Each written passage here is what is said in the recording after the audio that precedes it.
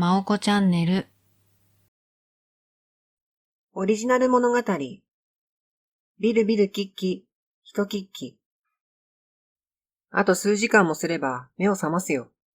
黒いタキシードの男は静かに立ち上がって、服についた汚れを叩きながら言った。元に戻してくれてありがとう。幸次郎はのりおのやまないいびきを蹴散らすように言った。そのものだけじゃないぞよ。突然、あたり一面にしわがれた声が飛んだ。幸次郎と黒いタキシードの男は一緒になってあたりを見渡し、声の主を探した。乾いた草原に突如現れた小さな竜巻に乗って、声の主は静かに姿を見せた。しわしわな顔に着物姿。それはいつの日か幸次郎が見た老婆だった。猫背な老婆は幸次郎に近づいて、優しい顔でじっと見つめた。でんでこ町のみんなも元に戻っておる。マンション建設の話からのすべての記憶をなくしておるがの。よくぞ我が子に取り付いたもののけを沈めてくれた。老婆はきょとんとしている幸次郎の頭をポンポン叩いた。そして隣に立つ黒いタキシードの男に視線を移し、柔らかく目を細めた。黒いタキシードの男は体を震わせた。さあ、こっちへおいで。老婆は言った。黒いタキシードの男は迷わず老婆に抱きついた。大きな体を畳んで縮こませると赤ん坊のように抱っこされた。この子はもう大丈夫じゃろう。老婆が静かに体を揺らして、黒いタキシードの男の隙間から幸次郎を見た。約束してくれた。それがこの子を救ったのじゃ。人を信じる心が再び芽生えようとしているのを私は感じるのう。幸次郎は緊張した面持ちで老婆を見返した。僕は約束を守れるように頑張ります。だから、彼によろしく伝えてください。幸次郎は、老婆の腕の中で丸くなり、すっかり眠り込んでしまった黒いタキシードの男の背中を見つめながら言った。老婆はうなずくと、男を抱きしめたまま、ゆっくりのりおのそばへ行き、顔を覗き込んだ。この子も、でんでこ町を愛しているのじゃ。されど、もう道を誤ったりはしないはずじゃ。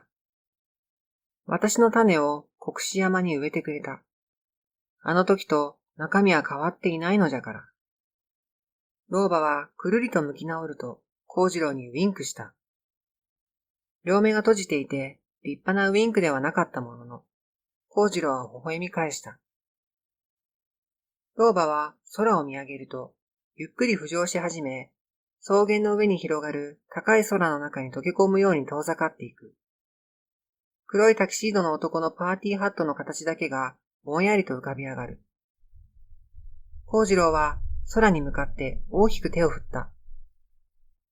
ありがとう。僕、約束守るから。元気でね。それから、またいつか。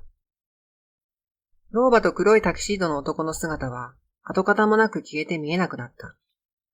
幸次郎は心地よい風をかみしめながら、しばらく草原に寝そべって空を見つめた。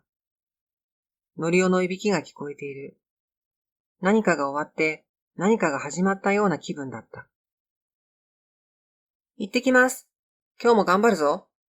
のりおがよしみに見送られながら、灰色のジャンパーを片手に家を出た。幸次郎はランドセルを背負い、学校に遅れまいとのりおの後に続いて玄関から飛び出した。こうちゃん、行ってきますわ。エプロンをつけたよしみが玄関で叫んでいる。行ってきまーす。幸次郎は走りながら門のところで大きく手を振って学校を目指した。あの植物の事件から6日が過ぎたが、誰一人事件のことを口にする者はいなかった。記憶にすらない様子で何でもない日が繰り返し続き始めた。マンション建設の話も最初からなかったことになっていて、のりおは変わらず倉庫や納屋の建て直しに燃えていた。幸次郎は時々事件のことを思い出した。夢だったのだろうか。そう思う時さえあった。学校へ行く途中に通りかかる国士山は、綺麗な小山として国士アパートの隣にあって、みかんの添えられた祠と地蔵もちゃんと綺麗に祀られている。幸次郎は歩道の真ん中で足を止め、祠の方へ視線を向けた。夢じゃないよね。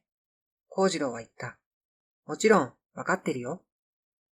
祠に向かってもう一度つぶやいたとき、国士山の横を越えた歩道の先に人影が二つ並んで見えた。